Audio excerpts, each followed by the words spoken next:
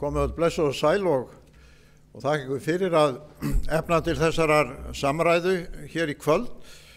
Það er vissulega ánægilegt í þessum leiðangri að fá tækifæri til þess að ræða hvað viljum við gera og hvað höfum við gert í þágu ungs fólks í landinu.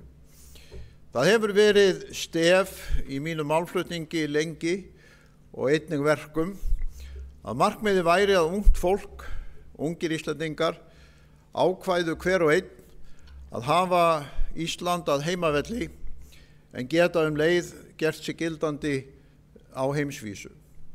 Þið eruð fyrsta kynslóðin í sögu mannkyns, þar sem hver og einn einstaklingur hefur það í sinni hendi hvar hann eða hún vill búa á sinni ævi.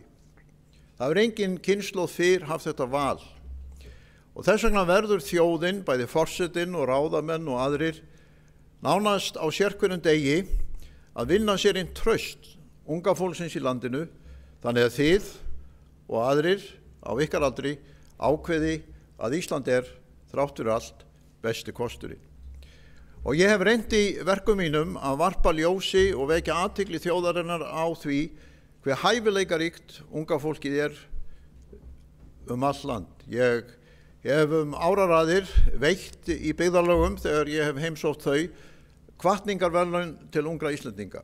Og tilgangur þeirra var að vekja athygli byggðarlagana, hinna eldri, á því hvað ungt fólk væri að gera, vinna frábært starf í íþróttum, á sviði lista, á sviði velferðarþjónustu, í þágu sinnar heimabyggðar og við margvísleg önnur tækifæri.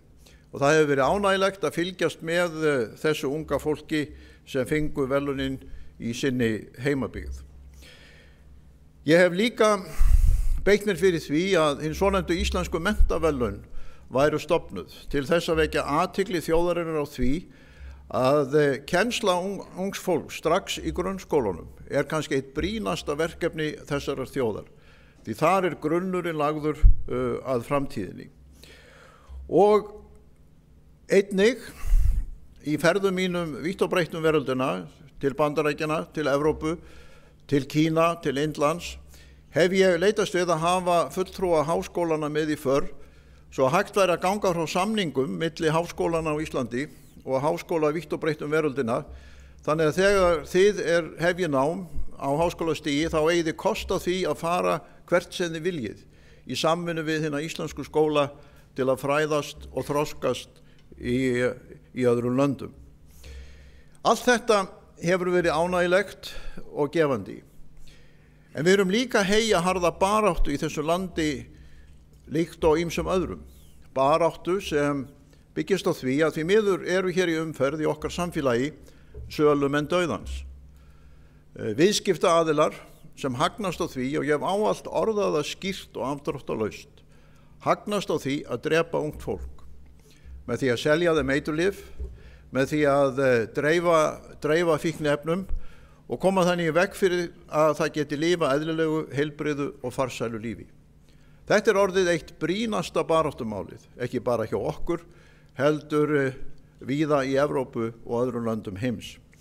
Og þess vegna beitti ég mig fyrir því í þessu varnarstarfi að ná saman íþróttarhreyfingunni, UMFÍ, skátarhreyfingunni, grunnskólunum, byggðarlögin í landinu og stofna á forvarnardaginn sem haldinn hefur verið núna nær því í 10 ár í öllum grunnskólum landsins, þar sem kynnt hafi verið hinn einföldu skilaboð sem geta komið í veg fyrir það að ungt fólk verði fíkniefnum að bráð.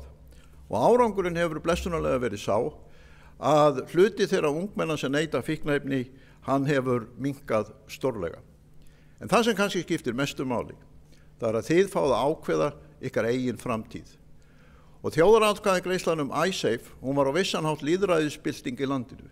Hún færði þjóðinni vald yfir eigin örlögum og í krafti þekkingar ykkar og upplýsingatækninar og samfélagsmiðlana og þeirra lýðræðisbyltingar sem við þurfum öll að sameinast þá vona ég að þið öll getið hvert og eitt verið herrar yfir eigin lífi.